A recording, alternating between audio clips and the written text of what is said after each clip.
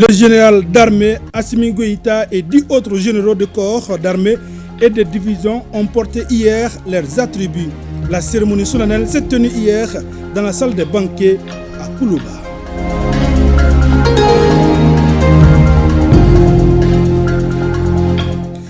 Cali en Colombie, la 16e conférence des Nations Unies sur la biodiversité COP16 s'est ouverte hier. Le ministre en charge de l'environnement, Mamadou Samaké, représente le président de la transition, général d'armée Assimi Goïta, à cette rencontre.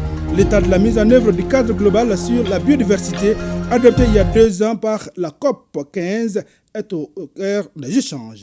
Mesdames, Messieurs, bonjour et bienvenue aux informations. Ça y est, le président de la transition, Assimi Goïta, est désormais général d'armée. Il a reçu les attributs hier.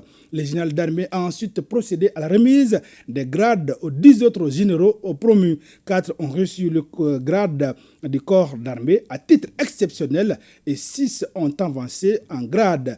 Ils ont eu les attributs des généraux de division. Ils sont au total 11 nouveaux généraux pour le Mali. Sera Batili pour les films de cette cérémonie.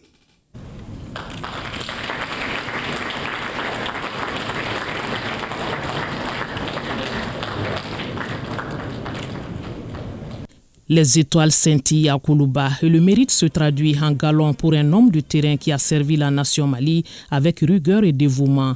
Revoilà Assimi Goïta dans une nouvelle posture, celle de général d'armée, le top des échelons de l'armée malienne avec le fanion. La décision du Conseil des ministres en date du 16 octobre 2024 est traduite en actes concrets par le Mali, la République témoin de la concrétisation.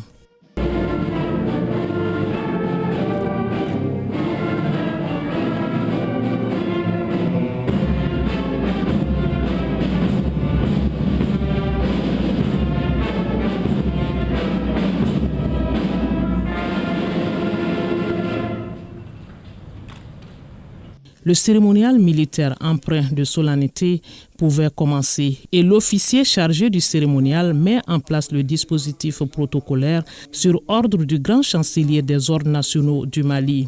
Le général de brigade Amadou Sagafourou Gueye remet les attributs de général d'armée au chef de l'État, Assimi Goïta.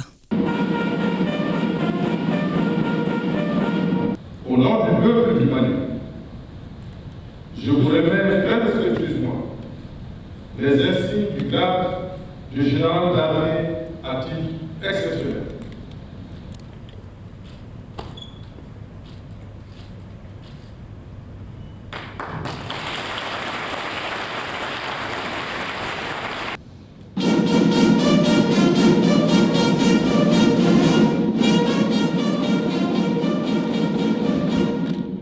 Le général 5 étoiles Assimi Goïta devient ainsi le 3e général d'armée du Mali après Feu Moussa Traoré et Amadou Toumani Touré. Il commandera désormais l'armée dans son ensemble et coordonnera les activités de l'ensemble des forces armées. Le général d'armée donne des instructions, directives et orientations pour une bonne exécution des missions. Après la réception de ses attributs, le général d'armée Assimi Goïta se retire un moment, le temps des dispositions pour la suite de la cérémonie.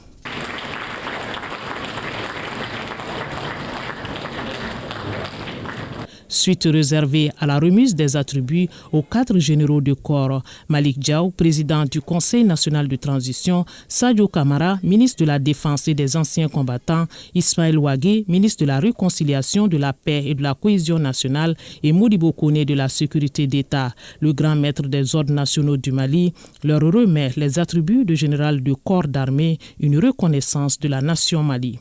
Général de corps d'armée, Malik Diaw. Présent. Général de corps d'armée, Sadio Kamara. Présent. Général de corps d'armée, Ismaël Ouagé. Présent. Général de corps d'armée, Modibo Kone. Je vous remets les insignes du grade de général de corps d'armée à titre exceptionnel.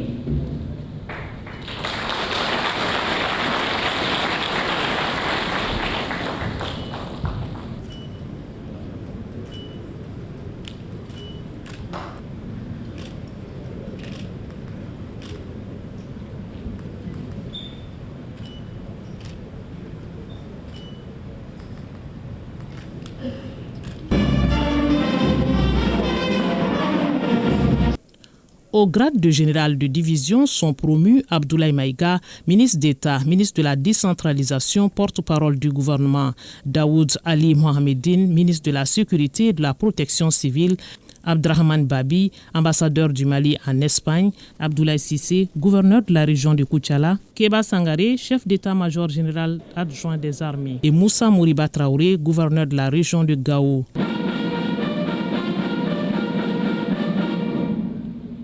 Général de division Abdoulaye Maïga. Présent. Général de division Ali Mohamedine. Présent. Général de division Abdrahman Babi. Présent. Général de division Abdoulaye Cissé. Présent. Général de division Moussa Moriba Traoré. Présent. Général de division Keba Sangaré. Présent. Je vous remets les insignes du grade de général de division.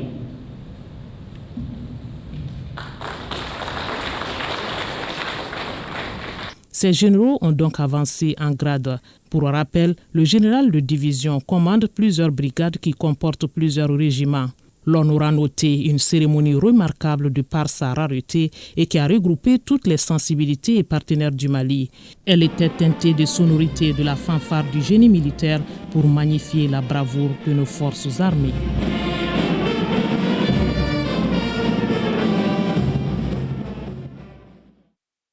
Les 11 généraux par décret présidentiel le mercredi 16 octobre dernier ont reçu leurs attributs. C'est à titre exceptionnel que la plupart des officiers généraux ont été promus. Le général de division Keba Sangaré, chef d'état-major général adjoint des armées, a porté la parole des promus après la remise des attributs. Il a, dans son discours de reconnaissance, soulevé le caractère immense de cette élévation en grade. C'était au palais de Koulouba. Voyons cette cérémonie avec Garibou Pérou, Aboubakar Traoré et Sidiki Balou. Aux épaules jusqu'aux coiffures scintillent les étoiles. Dans les langages des galons, il faut compter jusqu'à 5 à l'épaule du général d'armée Goïta. Le calcul donne 4 et 3 aux épaules des généraux de corps d'armée et des généraux de division. Sur les 11 officiers généraux, 6 ont été promis à titre exceptionnel. Cet honneur qui leur est fait est le fruit de leur engagement et leur dévouement au service de la nation. Après les séquences réservées aux attributs, le général de division Keba Sangaré porte la voix des généraux promus. Excellence, Monsieur le Président de la Transition, chef de l'État, chef suprême des armées, c'est pour moi un immense honneur de prendre la parole devant vous pour vous adresser les sincères remerciements de l'ensemble de la hiérarchie militaire, tout corps confondu de l'armée malienne. Aussi, permettez-moi, Excellence, Monsieur le Président de la Transition, chef de l'État, chef suprême des armées, de saluer l'engagement et le soutien de l'ensemble des forces vives de la nation en faveur de la transition, aux forces de défense et de sécurité de notre pays qui, depuis un certain temps, sont engagés dans de vastes opérations pour la restauration de l'intégrité du territoire national, la sécurisation des personnes et des biens. Excellence, Monsieur le Président de la Transition, chef de l'État, chef suprême des armées, cette vision patriotique, je le rappelle, bénéficie de l'adhésion massive et indéfectible du peuple souverain du Mali, traduisant ainsi la détermination de tout un peuple à écrire une nouvelle page de son histoire. Au lendemain des événements de la rectification et de la transition, notre pays s'est engagé dans un vaste processus de refondation nationale. Ce diagnostic transversal a permis de repenser de fond en comble tous les domaines intéressants la terre sahélienne du Mali. Cet élan légitime et souverainiste impulsé par les plus hautes autorités a permis de raffermir haut et fort l'indépendance de notre pays à travers le respect de la souveraineté du Mali, le respect des choix stratégiques opérés par le Mali, la défense des intérêts du peuple malien dans les prises de décision. Excellence, Monsieur le Président de la Transition, chef de l'État, chef suprême des armées, la montée en puissance de notre armée, due aux nouvelles acquisitions modernes et l'effectif des forces exige une nouvelle réorganisation de notre outil de défense et le renforcement de la chaîne de commandement. La refondation de notre appareil de défense est à l'origine du respect et la considération dont jouit notre pays dans la sous-région et dans toute l'Afrique.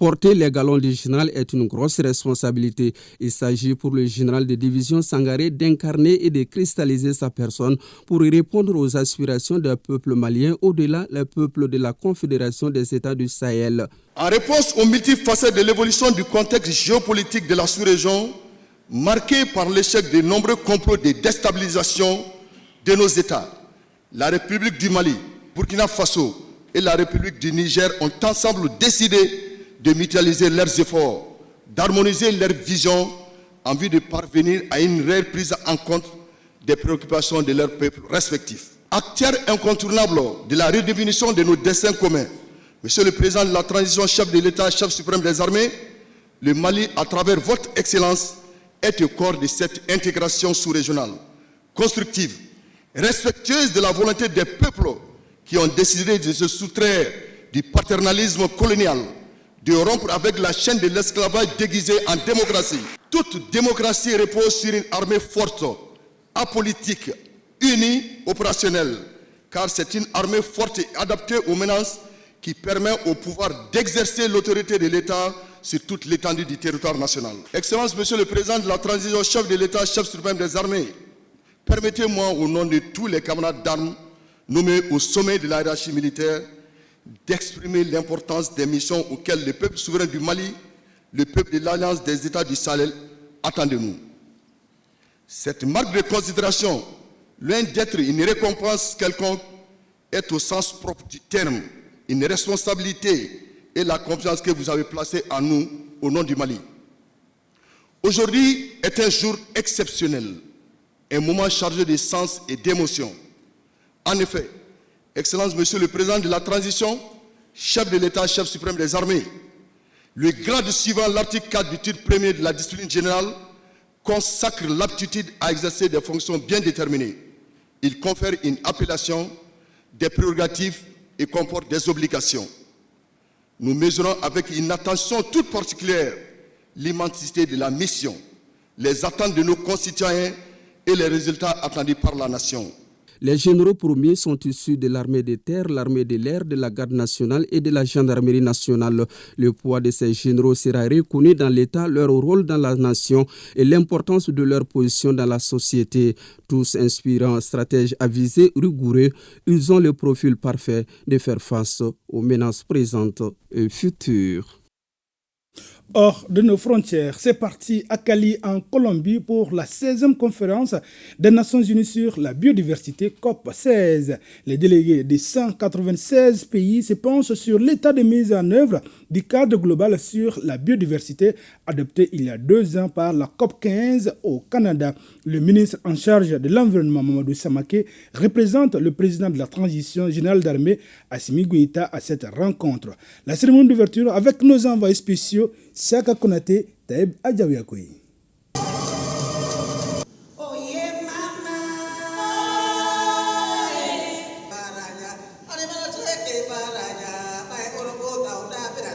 Cri de cœur des peuples autochtones de la Colombie qui appellent à la sauvegarde des forêts, leur habitat naturel, de la biodiversité, estimant que si la terre est détruite, l'humanité sera elle aussi détruite, une humanité qui œuvre contre elle-même, affirme le président colombien, hôte de la 16e conférence des Nations Unies sur la biodiversité, COP16, Gustavo Petro, tout comme le secrétaire général de l'ONU, Antonio Guterres, qui s'est adressé aux délégués par visioconférence, ont insisté sur l'urgence d'agir pour sauver la biodiversité, la planète Terre, menacée par le dérèglement climatique, les conflits armés, entre autres.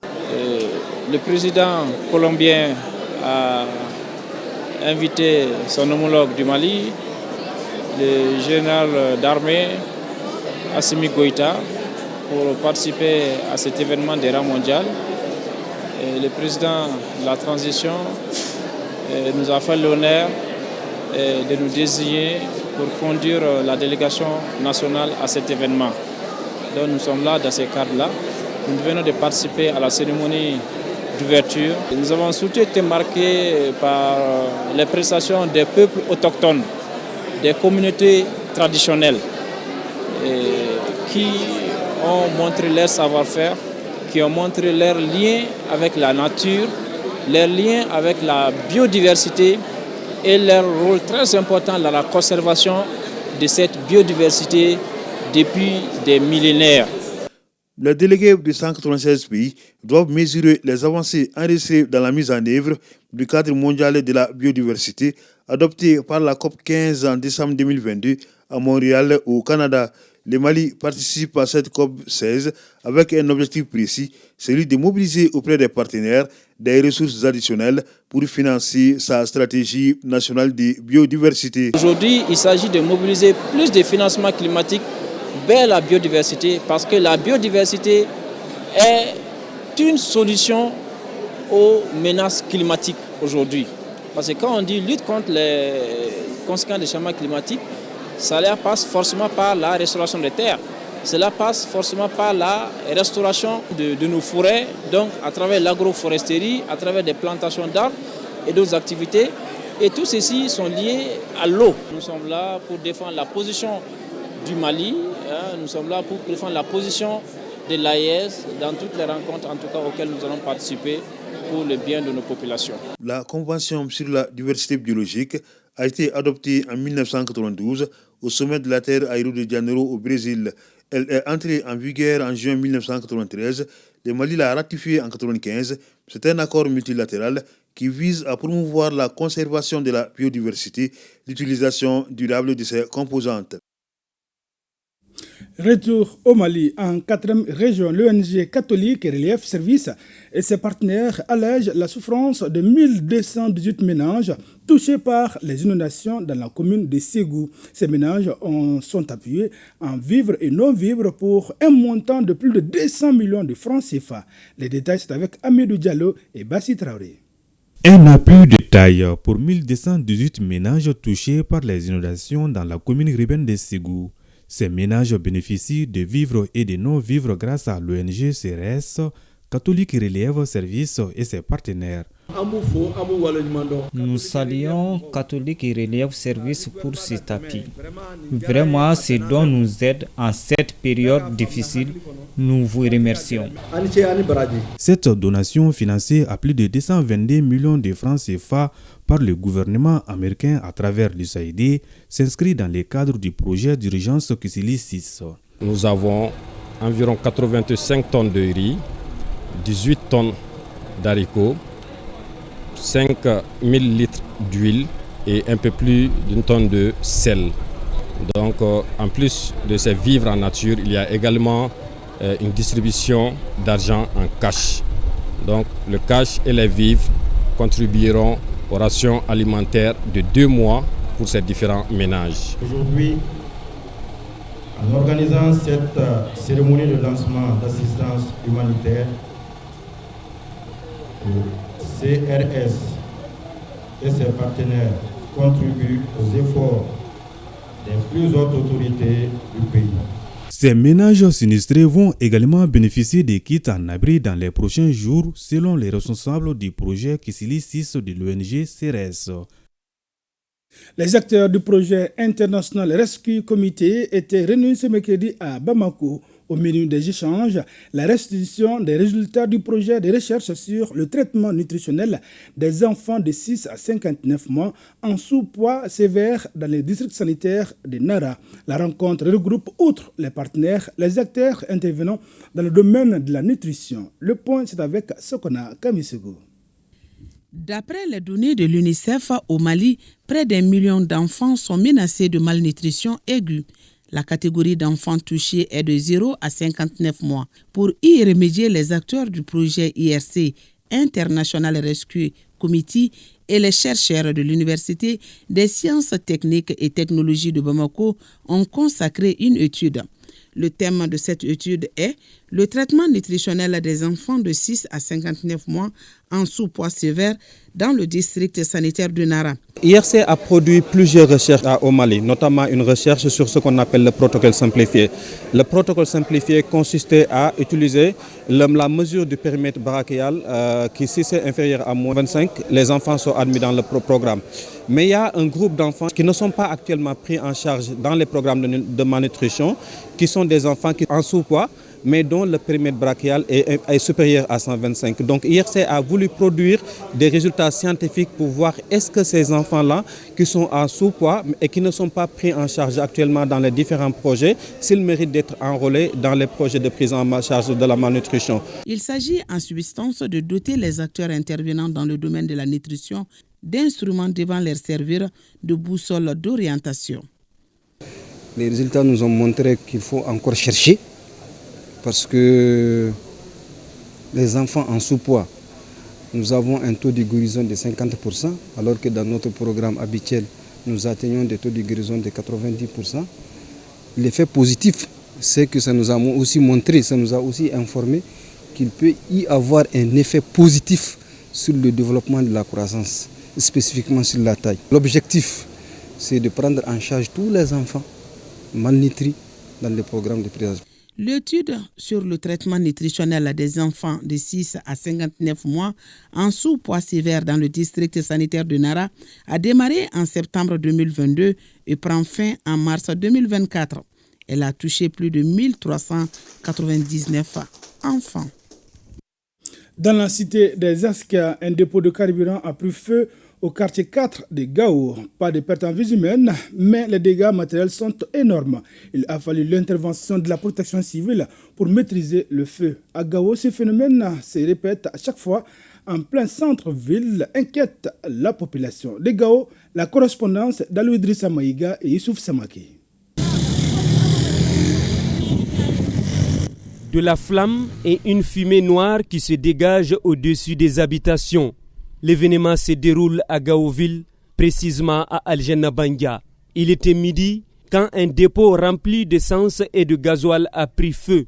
La promptitude de la protection civile a permis de maîtriser le feu après quelques heures de combat. Le feu concerne une cour de 900 mètres carrés environ, dont 750 barriques de 200 litres de gasoil et d'essence. Mes hommes et moi, nous avons eu à faire face. Je profite de l'occasion pour saluer les braves populations de Gao qui nous ont soutenus. Même s'il n'y a pas eu cette fois-ci de perte en vie humaine, on signale un blessé et des dégâts matériels énormes. Je ne sais pas ce qui a causé cet incendie. Ce qui est sûr, tout est parti en fumée. Mais Dieu merci, la protection civile est venue, elle a pu maîtriser les feux. Il y avait une somme d'argent, des habits et un dossier foncier bloqué à l'intérieur qu'on a pu récupérer. Ces phénomènes qui se répètent chaque fois, avec souvent des pertes en vies humaines, inquiètent la population. Dans l'entourage, quand même, on est dans les dangers quand même. On veut que notre gouvernement n'a qu'à faire des solutions par rapport à ça. Tout l'entourage d'ici, il y a 3 ou 4 dépôts ici qui nous entourent. 1, 2, 3 ici. Mais le feu est venu jusque dans ma maison. Il commence à faire des dégâts. Ça trouve que mon petit frère a sauté sur le mur pour mettre de l'eau là-dedans. Ce fléau qui nous menace comme ça, il faut que ça finisse. Au mois d'avril 2023, le gouverneur a pris un arrêté instruisant à tous les opérateurs économiques évoluant dans le secteur de l'hydrocarbure qui sont installés anarchiquement dans les maisons à usage d'habitation, de quitter auprès des populations. Les réunions ont eu lieu à Gao, mais hélas, voilà, nous sommes là aujourd'hui encore, c'est déplorable. Selon les informations reçues, c'est au moment de transvaser le carburant que le feu dont on ignore l'origine s'est déclenché. Ainsi prend fin ce journal. Merci d'avoir été de nôtres. À demain, Inch'Allah, même heure, même plateau et pour d'autres informations.